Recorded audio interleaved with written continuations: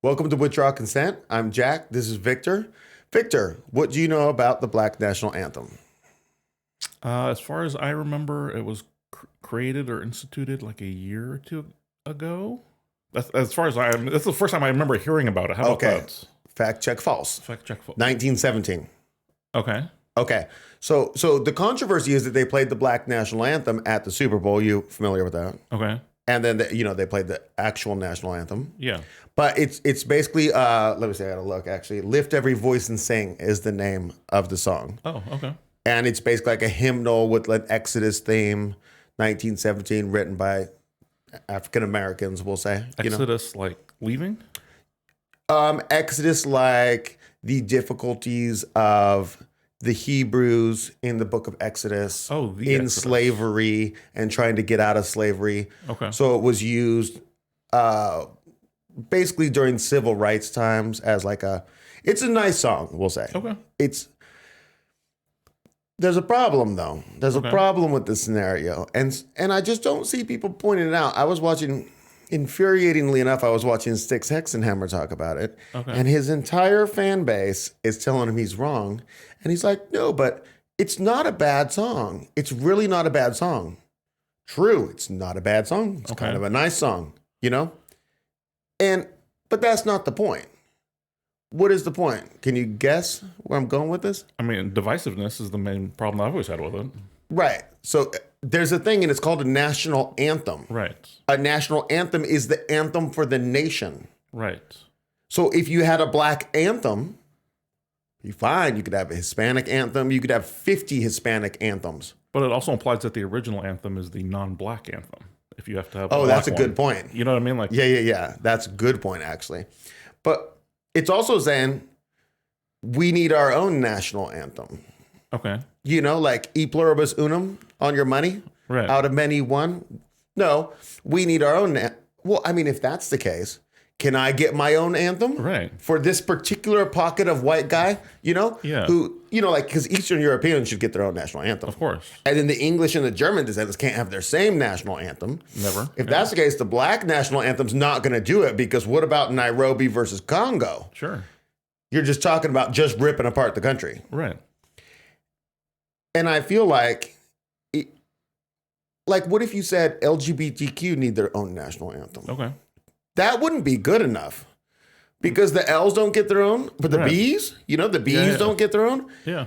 I'm not disparaging any of these people. Sure. I'm just saying, if you want to say that America is about assimilation and melting pot on the one hand, and then you want your own black national anthem on the other hand, just because it's a national anthem, not because it's a black anthem, it's a black national anthem.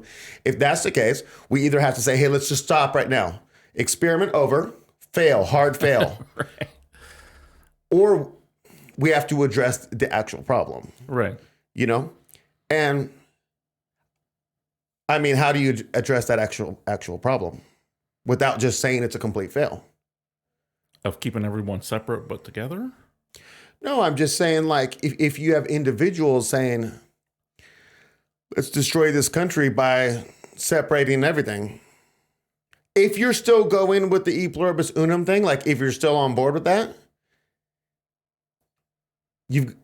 those people have to be stopped, we'll say. Yeah. The communists who are trying to divide people. Right. If you're done with the e pluribus unum thing and you could just say hard fail, then you could say, hey, let's find a new path forward. Yeah, everybody's going their own different way.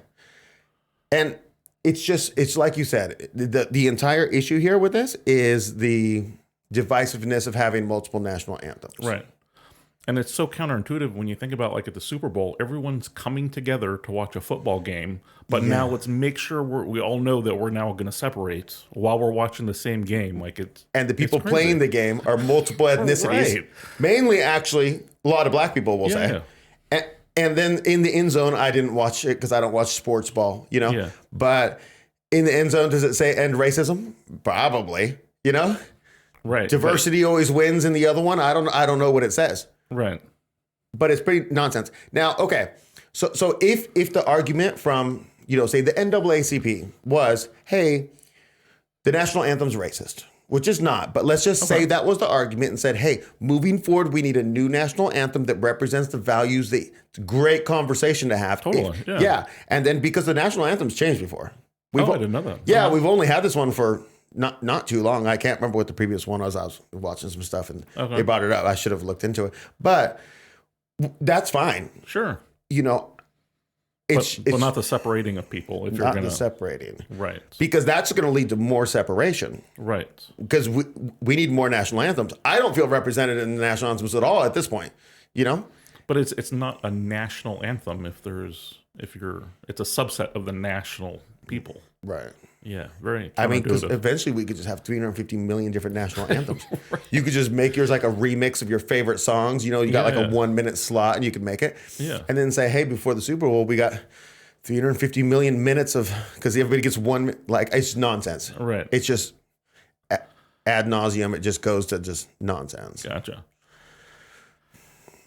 So interesting thoughts on that. Hopefully that triggered your brain a little bit to think about this, and maybe it actually triggered you and made you mad one way or the other. Let us know your thoughts, and hope you'll join us next time.